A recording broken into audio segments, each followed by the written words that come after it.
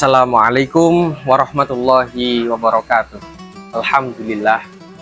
Alhamdulillahilladzi khalaqal hajarawatu wa ja'ala syajara kayu wa ja'ala sinna kuntu. Wassalatu wassalamu ala Rasulillah Muhammad sallallahu alaihi wasallam wa ala alihi wa sahbihi ajma'in, amma ba'du. Senantiasa saya hormati Bapak Dudung dan semua jajaran keguruan Sekolah Menengah Pertama Kasgoro dan teman-teman dimanapun berada, khususnya siswa-siswi SMP Kasgoro. Dalam pertemuan kali ini saya akan menyampaikan tentang hal yang menarik, yaitu apa? Mencari ilmu. Dalam hal mencari ilmu ini banyak dijelaskan para ulama. Salah satu yang paling inti dan paling utama di kitab Ta'limut Ta'alim, bahwasanya talabul ilmi fardhatun ala kulli muslimin wa muslimah. Mencari ilmu itu hukumnya fardhah. Fardhah itu apa? Sangat-sangat fardu. Kalau di pesantren itu mengikuti wazan fa'ilun. Fa'ilun itu termasuk sifatul balaghah. Sangat-sangat fardu. Oke. Gini, gua beri perbandingan nih. Jadi ada tuh, kalau kita sholat contohnya, ketika sholat kita niatnya usolli, contoh zuhur ya, usolli fardhu zuhri. Maka di situ disampaikan hanya fardhu zuhri, bukan fardhu zuhri. Loh, maksudnya apa? Di dalam mencari ilmu itu hukumnya adalah fardhah, sangat-sangat diwajibkan, sangat-sangat difardukan. Bukan berarti saya mengatakan sholat ini tidak fardu, bukan. Sholat tetap fardu, akan tetapi yang lebih fardhah, yang lebih fardu adalah mencari ilmu. Kenapa? Man arada dunya fa'alaihi bil ilmi wa man aradal akhirah fa'alaihi bil ilmi. Barang siapa yang mau mendapatkan dunia, mau sukses di dunia, maka caranya fa'alaihi bil ilmi. Caranya dengan apa? Dengan ilmu. Wa man aradal akhirah, dan barang siapa yang mau mendapatkan kesuksesan di dalam akhiratnya, fa'alaihi bil ilmi, dengan ilmu. Dua-duanya ini dengan ilmu. Gini, gua beri pembahasan asli. Allah itu memberikan kepastian terhadap hambanya 3 perkara. Yang pertama adalah rizki. Fa'alallahi rizku. Jadi Allah itu memastikan setiap hambanya pasti diberikan rezeki, itu pasti. Yang kedua adalah jodoh. Itu sudah pastian Allah, tidak bisa diotak-atik. Jodoh, kalau sudah jodoh ya udah. Yang ketiga adalah mati, kullu nafsin dha'iqatul maut. Setiap yang hidup, setiap yang bernafas pasti merasakan MBG, enggak, pasti merasakan dha'iqatul maut, kematian. Tiga-tiganya sudah pasti. Akan tetapi yang tidak dipastikan dalam 3 apa? Yaitu 1, ilmu. Para hadirin semua yang menyaksikan ini, ketika kita membeli meja, otomatis kita mendapatkan longan. Dari ini wong Jombang longan, tapi kalau bahasa Diwo kolong meja. Otomatis tuh udah dapat. Ketika sampean sudah mendapatkan ilmu, otomatis rezeki, jodoh, kemudian mati, semuanya akan mengikut kepada orang yang mempunyai apa? Ilmu. Sederhana saja. Kak, dari itu saya mau memberikan semangat lagi. Kita harus semangat lagi, tambah semangatnya besok kita masuk di semester 1 atau semester 2, lebih semangat lagi untuk mencari ilmu. Masuk sekolah itu sing sregep, sinau sing apa? Sing sregep. Dalam taklim sudah jelas bahwasanya seseorang mencari ilmu itu harus ada 6 syarat. Alala tanalul ilma illa bisittatin sa'umbika an majmu'iha bi bayan. bukain wa khirsin wa istibarin wa bulghatin wa irsyadi ustadin wa tuli zaman.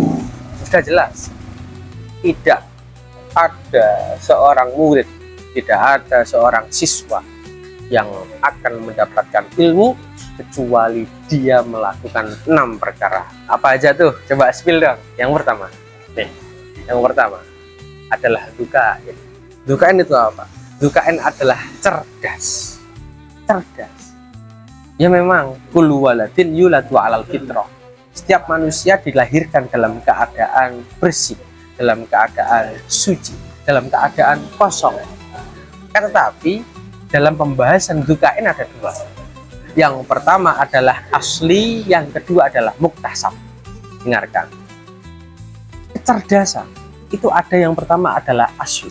Asli itu maksudnya apa? Oke lah, benar, kita mengatakan bahwasanya setiap bayi yang lahir di dunia pasti akan kosong. Akan tetapi seseorang itu tingkatan kemauan, tingkatan kecerdasan atau kemauan atau semangat mencari ilmu itu sangat berbeda-beda. Saya beri contoh satu, Imam Asy-Syafi'i. Imam Asy-Syafi'i dalam mencari ilmu itu sangat tinggi cita-citanya, sangat semangat dalam mencari ilmu, sampai-sampai diceritakan bahwasanya beliau itu di umur 7 tahun sudah hafal Al-Quran, di umur 9 tahun sudah hafal kitab Muwatta yang tebalnya segini. Masya Allah, Imam Asy-Syafi'i cerdasnya asli. Ya mungkin bukan bawaan lahir, ia lahir dalam keadaan kosong, akan tapi himmah, cita-citanya sangat tinggi. Kemudian ada lagi yang itu dukain, yang muktasab. Muktasab itu apa? Muktasab adalah diusahakan. Kita harus berusaha mencari ilmu, harus berusaha agar paham. Yang mungkin kadar kita berbeda-beda, akan tetapi dalam mengusahakan mencari ilmu ini bagaimana? Saya beri contoh ada ulama namanya Ibnu Hajar Al-Haytham. Beliau ini disebutkan Ibnu Hajar kalau di bahasa Arab, Ibnu Hajar kalau artinya itu dalam bahasa Indonesianya anak batu, si anak batu gitu. Karena ada si anak singkong kan, si anak sulu kan ada. Ini ada si anak batu. Kenapa dikatakan Ibnu Hajar? Karena beliau itu dikatakan ulama di umur yang tua. Kalau nggak salah di umur 80 ke atas lah, karena biyen dulu itu beliau Ibnu Hajar mondok selama berpuluh-puluh tahun, tidak ada asarnya.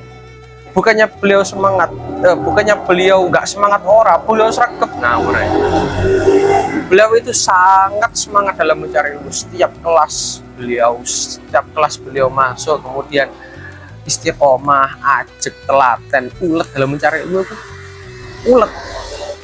Tapi setelah beberapa berpuluh-puluh tahun tidak ada pelajaran satupun yang beliau paham.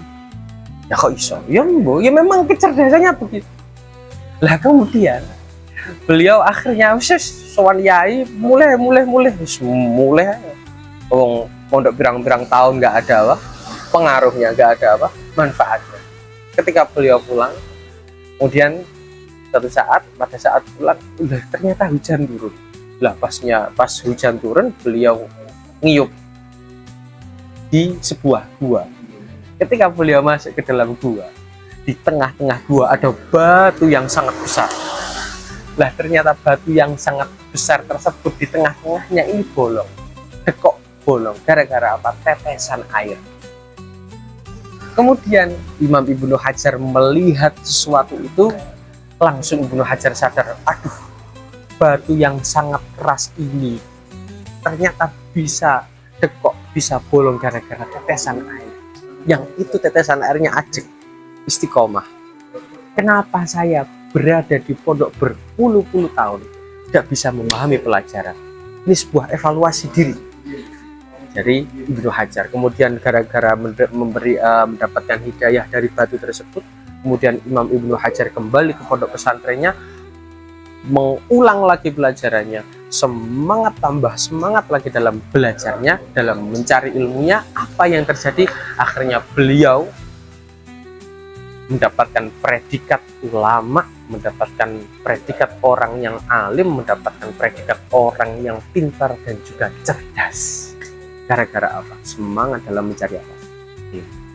Ya tidak ayal, maka tidak khayal ketika sampean kok pance tayo ranking atau aku pance tayo nginang ini. Kenapa? Karena tidak kita usahakan dalam meningkatkan kecerdasan. Sinau harus ada usaha, harus ada sinau. Ya mungkin kita kecerdasannya berbeda-beda. Contoh, ada orang yang belajar baca satu kali sudah paham, tapi ada orang lagi yang dibaca satu kali belum paham. Pahamnya ketika dibaca 2 kali, dibaca 3 kali, dibaca 4 kali. Ya mungkin cerdasnya memang segitu. Lah, mengusahakan ini yang sulit. Ya, semoga wadewe semangat lagi, bisa lebih giat lagi dalam mencari ilmu. Yang kedua adalah apa? Hirsin. Nah, ini yang penting. Bukain wah hirsin. Hirsin itu apa? Hirsin adalah semangat lubo atau games. Petuk ilmu ini sekutu games, sekutu asik dalam mencari ilmu, asik. Ini yang harus kita usaha. Percuma sampean sekolah di SMP negeri yang terkenal, yang grade-nya bagus, terfavorit kabupaten, terbaik se-Asia, tetapi kita tidak ada semangat dalam mencari apa? Ilmu. Percuma. Maka tidak memandang daripada sekolahnya, tidak memandang daripada unitnya, tapi memandang terhadap diri kita sendiri. Seberapa kita semangat dalam mencari apa? Dalam mencari. Maka dari itu saya baru nasihin, mengharapkan semua yang mendengarkan ini, khususnya siswa-siswi SMP Kasgoro, untuk menambah semangatnya lagi, untuk menambah gairahnya lagi dalam mencari ilmu. Cukup sekian dari saya. Ada beberapa poin yang belum saya sampaikan, mungkin kapan-kapan kita bisa bertemu lagi. Mohon maaf, mungkin ada salah kata atau mengganggu di hati sampean semua. Saya juga manusia. Ayahada Gustawi iki ma perkoro nusia kang den lali ake opoma, tempatnya lupa dan juga tempatnya salah. Dah cukup.